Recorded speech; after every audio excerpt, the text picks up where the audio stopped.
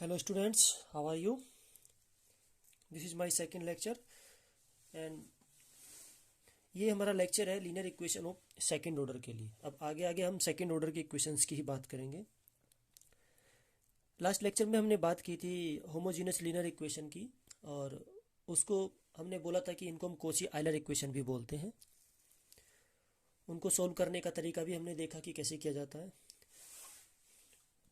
अब जो भी इक्वेशन इस फॉर्म में होगी d2y/dx² plus p/dx plus qy equal to r where p q r the function of x, इस टाइप की डिफरेंशियल इक्वेशन को हम बोलेंगे linear equation of second order. Linear क्यों बोल रहे हैं? क्योंकि आप देखेंगे हर एक डेरिवेटिव की डिग्री 1 है और जो डिपेंडेंट वेरिएबल है उसकी डिग्री भी क्या है, 1 है। That's why we are using linear.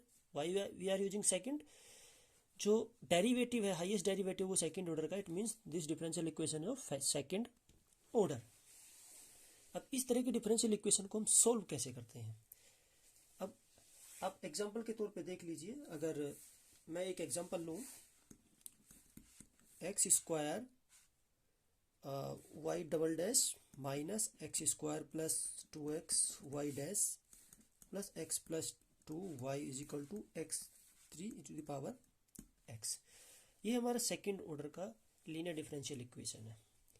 अगर आप देखेंगे तो this is not in the form of Cauchy Euler equation, so हम इसको उस तरीके से सोल्व नहीं कर सकते। इस तरह की डिफरेंशियल इक्वेशन को सोल्व करने के लिए हमारे पास वेरियस मेथड्स हैं। बारी बारी से हम सबके बारे में बात करेंगे। हमारा जो सबसे पहला मेथड है वो रिडक्शन ऑफ ऑर्डर्स का है। रिडक्शन ऑफ ऑर्डर मीन्स हम इस डिफरेंशियल इक्वेशन के ऑर्डर को कम करेंगे। सेकंड ऑर्डर है तो हम इसको फर्स्ट ऑर्डर में रिड्यूस करेंगे और फर्स्ट ऑर्डर की डिफरेंशियल इक्वेशन को हम जानते हैं कि कैसे सोल्व किया जा सकता है। उसको हम वेरिएबल सेपरेट करके सोल्व कर सकते हैं। This that differential equation can be a linear, उसको भी हम सोल्व कर सकते हैं। जिस ट्रांसफॉर्मेशन का हम यूज करेंगे वो होगा y equal to u v. ठीक है, देखो ये डिफरेंशियल इक्वेशन जो डिपेंडेंट वेरिएबल है y इंडिपेंडेंट x, तो इसका जो सॉल्यूशन निकलेगा वो y में निकलेगा। तो हम अज्यूम करते हैं कि वो सॉल्यूशन ये है। हम क्या अज्यूम करते हैं कि ये सॉल्यूशन है किसका, फर्स्ट डिफरेंशियल इक्वेशन। अब अगर ये सॉल्यूशन है तो इस डिफरेंशियल इक्वेशन को सेटिस्फाई करेगा। सेटिस्फाई करने का मतलब है कि अगर इसका मैं सेकंड डेरिवेटिव निकाल के यहाँ पुट करूँ, फर्स्ट डेरिवेटिव निकाल के यहाँ पे रखूँ और इस y की वैल्यू को उठा के यहाँ पे रखूँ तो मुझे ये मिलना चाहिए। इट मीन्स अगर ऐसा होता है तो ये y इसका सॉल्यूशन हो जाएगा। अब यहाँ पे u क्या है? इस u को हम फाइंड करेंगे बाय इंस्पेक्शन, बाय इंस्पेक्शन, और इसको बोल देते हैं हम इंटीग्रल ऑफ CF। अब जैसे मैंने CF की बात करी, CF मतलब कॉम्प्लीमेंट्री फंक्शंस। प्रीवियस चैप्टर्स में हमने जैसे कि आप देख लीजिए d² plus 2d plus 1 y equal to x, ये हमारी क्या है, linear differential equation with constant coefficient. इनको हमने कैसे सोल्व किया था, d² plus 2d plus 1 y equal to 0। पहले हमने बोला था कि इसका सोल्व। अब इस डिफरेंशियल इक्वेशन का जो सॉल्यूशन निकलेगा, सेकंड ऑर्डर की डिफरेंशियल इक्वेशन है तो इसके पास दो LI सॉल्यूशन एग्जिस्ट करेंगे, दो LI सॉल्यूशन एग्जिस्ट करेंगे। और उनको हम कैसे लिख देते हैं, e to the power m1x and e to the power m2x, ऐसे करके ये दो LI सॉल्यूशन हमारे पास होते थे। फिर हम इनका लीनियर कॉम्बिनेशन बनाते थे क्योंकि हम बात करना चाहते हैं जनरल सॉल्यूशंस की। जनरल सॉल्यूशन मीन्स अब हम C1 C2 की वैल्यू वेरी करते रहेंगे और हमें जैसे जैसे हम C1 C2 की वैल्यू को वेरी करेंगे हमें डिफरेंट डिफरेंट सॉल्यूशन मिलते चले जाएंगे। इसी को ही हमने बोला था CF, the linear combination of two LI solution. Two because the differential equation is of order 2। अगर ये ऑर्डर 3 की होती तो 3 LI सॉल्यूशन होते हैं। जितने ऑर्डर की डिफरेंशियल इक्वेशन होगी उतने ही LI सॉल्यूशन एग्जिस्ट करेंगे। तो हम बोल रहे हैं U क्या है, इसको बाय इंस्पेक्शन हम फाइंड आउट करेंगे। ये क्या है, इंटीग्रल ऑफ CF, मतलब कोई एक सॉल्यूशन है किसका, कॉम्प्लीमेंट्री फंक्शन का। अब जैसे ही कॉम्प्लीमेंट्री फंक्शन की बात हुई मतलब d2y/dx plus p/dx plus qy equal to 0 रख के हमें निकालना है। ओके, U निकालने के बाद उसको हम यहाँ पे पुट करेंगे and y equal to that solution into v। उसकी हेल्प से हम इसको सोल्व करने की कोशिश करेंगे। तो पहले मैं इसका आपको वर्किंग रूल बता देता हूँ कि वर्किंग रूल कैसे है, और फिर एग्जाम्पल के थ्रू हम स्टेप बाय स्टेप इसको समझने की कोशिश करेंगे। Look at the working rule. First क्या है कि जो भी हमें डिफरेंशियल इक्वेशन मिलेगी हम उसको स्टैंडर्ड फॉर्म में रखेंगे। स्टैंडर्ड फॉर्म का मतलब है कि जो वाई डबल डैश है, जो हाईएस्ट ऑर्डर का डेरिवेटिव है सेकंड ऑर्डर का, इसका कोफिशिएंट हमेशा 1 होना चाहिए। ओके, सेकंड स्टेप है हम उस अभी जो हम y equal to u v की बात कर रहे थे, this u, first of all we have to find this. Okay, second step में क्या करना है, हमको इस u को निकालना है। थर्ड में हम क्या बोल रहे हैं, जब हमारे पास u निकल गया कि y equal to u v इस डिफरेंशियल इक्वेशन का सॉल्यूशन है। अगर ये इस डिफरेंशियल इक्वेशन का सॉल्यूशन है तो सेटिस्फाई करेगा। तो यहाँ से हम इसका सेकंड डेरिवेटिव निकालेंगे, फर्स्ट डेरिवेटिव निकालेंगे, उसको यहाँ पे पुट करेंगे और पुट करने के बाद सोल्व करके ये डिफरेंशियल इक्वेशन निकल के आएगी। तो या तो आप ऐसा कर सकते हो या इसको आप डायरेक्टली याद रख सकते हैं। ये हर एक इक्वेशन में सेम ही मिलेगी आपको। तो मेरा मानना है कि आप इसको अगर याद रखेंगे तो आपका टाइम बच जाएगा। तो मैंने बोला y equal to u v where you can find v like that. यहाँ पे आप क्या करेंगे, u की वैल्यू रखेंगे, p की वैल्यू रखेंगे और r की वैल्यू रखेंगे। यहाँ से आपको एक डिफरेंशियल इक्वेशन मिलेगी सेकंड ऑर्डर की। अब आपको क्या करना है, फोर्थ स्टेप में आपको पुट करना है dv over dx equal to p। इसका एक बार डेरिवेटिव करेंगे तो हमें सेकंड ऑर्डर डेरिवेटिव की वैल्यू मिल जाएगी, दिस इज। अब जब आप इसको यहाँ पे पुट करेंगे तो ये हमें एक लीनियर इक्वेशन मिलेगी इन p एंड x। और आपको पता है कि लीनियर इक्वेशन को कैसे सोल्व किया जाता है। फिफ्थ स्टेप में हमें क्या करना है, लीनियर इक्वेशन बनेगी x और p में, तो वहाँ से हमारे p की वैल्यू मिल जाएगी। p क्या था, dv ओवर dx, इसको रिप्लेस कर देंगे यहाँ पे, यहाँ से हमें v की वैल्यू मिल जाएगी और उसको हम यहाँ पे पुट कर देंगे। ये हमारा रिक्वायर्ड सॉल्यूशन होगा। तो हम सेकंड स्टेप में बात कर रहे थे कि u को कैसे निकाला जाएगा। तो देखिए,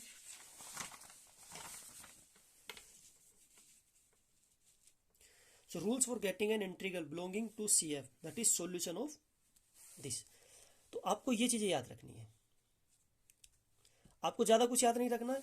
एक तो आपको ये याद रखना है और आपको एक ये याद रखना है। ये दोनों इसके पर्टिकुलर केस हैं। So a square plus a p plus q equal to अगर 0 हो गया तो u equal to e to the power x हमारा हो जाएगा। और अगर m m minus one plus p m x plus q x square equal to 0 हो गया तो वो हमारा x to the power m हो जाएगा। अब अगर एम इक्वल टू 2 रखते हो तो ये आएगा, ये ए इक्वल टू माइनस वन के लिए आएगा, ये ए इक्वल टू 1 के लिए आएगा। That is easy. आपको केवल दो को याद रखना है, e to the power a x और u equal to x to the power m कब हमें मिलने वाला है।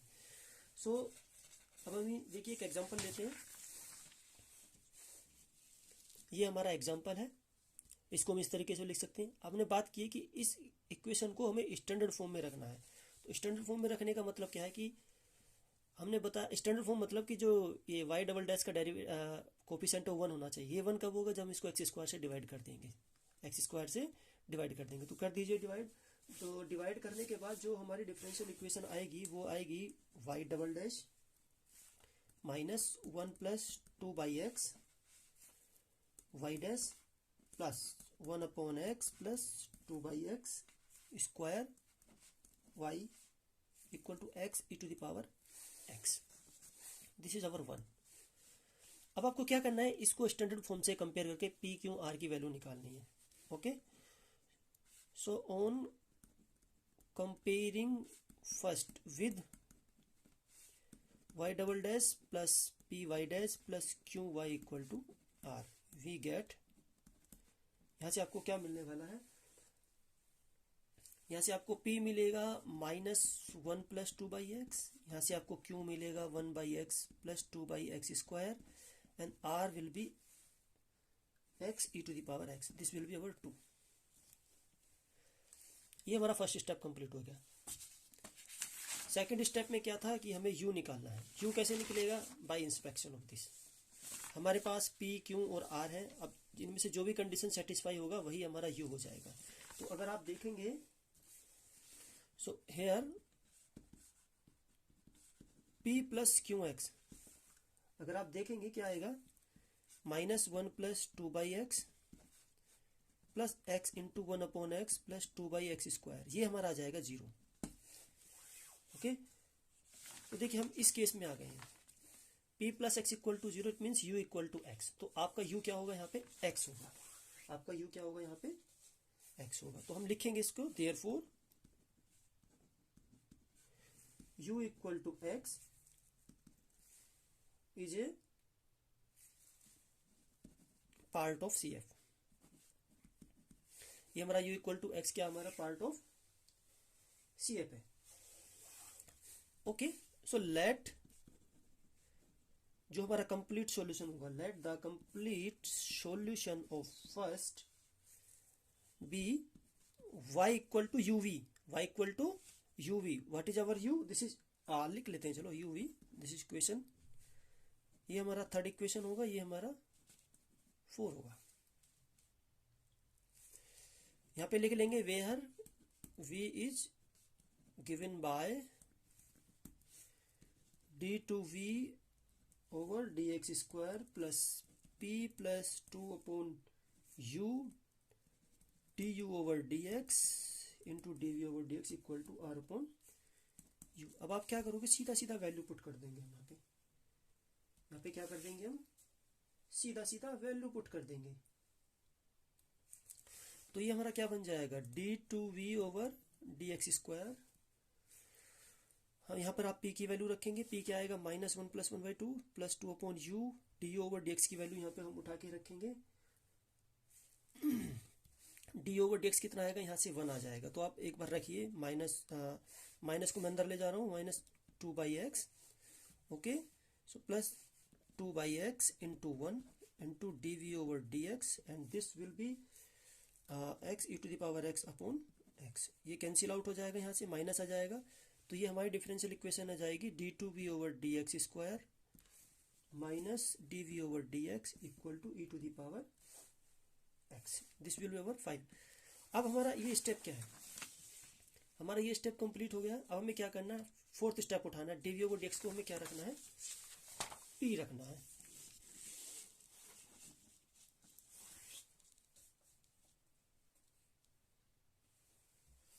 लेट, कैसे रखेंगे इसको, let d v over d x equal to p, then 5 becomes, हमारी जो 5 है वो क्या हो जाती है, d p over d x minus p equal to e to the power x। ये हमारा इक्वेशन नंबर कितना हो गया, 6 हो गया। This is linear equation in p and x। आपने देखा होगा कि लीनियर इक्वेशन पढ़ी होगी, d y over d x plus p x into y equal to q x. इसका हम क्या निकालते थे, इंटीग्रेटिंग फैक्टर निकालते थे। इंटीग्रेटिंग फैक्टर कैसे निकलता था, e to the power p d x. Okay, तो यहाँ पे y की जगह पे आपका p है और x की जगह पे x ही है। तो इसका इंटीग्रेटिंग फैक्टर कैसे निकालेंगे हम, e to the power, the coefficient is -1, so -1 dx। ये क्या हो जाएगा आपका, e to the power -x आपका इंटीग्रेटिंग फैक्टर हो जाएगा। और सॉल्यूशन क्या आएगा यहाँ पे, सॉल्यूशन क्या आएगा, p into integrating factor. Integrating factor कितना, e to the power -x equal to हमारा ये q e to the power x into integrating factor dx plus c। तो यहाँ से आप देखोगे ये क्या हो जाएगा, ये बना जाएगा। तो कुल मिला के हमारा आ जाएगा p e to the power -x equal to x plus c1। इसको हम इधर ले जाएंगे, तो p इक्वल टू आपका क्या आ जाएगा, x equal to e to the power x plus c1 e to the power x। अब हमारा क्या है, फिफ्थ स्टेप है। फिफ्थ स्टेप में हमें क्या करना है, p को रिप्लेस कर देना dy ओवर dx की जगह से। तो ये हमारा क्या था, dv over dx equal to x e to the power x plus c1 e to the power x। अब आप क्या करेंगे इसका, this is you can solve this by variable separable. dx को आप इधर ले जाएंगे, इंटीग्रेट करेंगे। क्या करेंगे आप, इंटीग्रेट करेंगे। सो वी गेट, यहां से v क्या आ जाएगा आपका, x e to the power x minus e to the power x, because we will integrate this by part, and plus c1 e to the power x, and then one more parameters we will add. This will be our 7. Now what is our complete solution, hence the complete solution is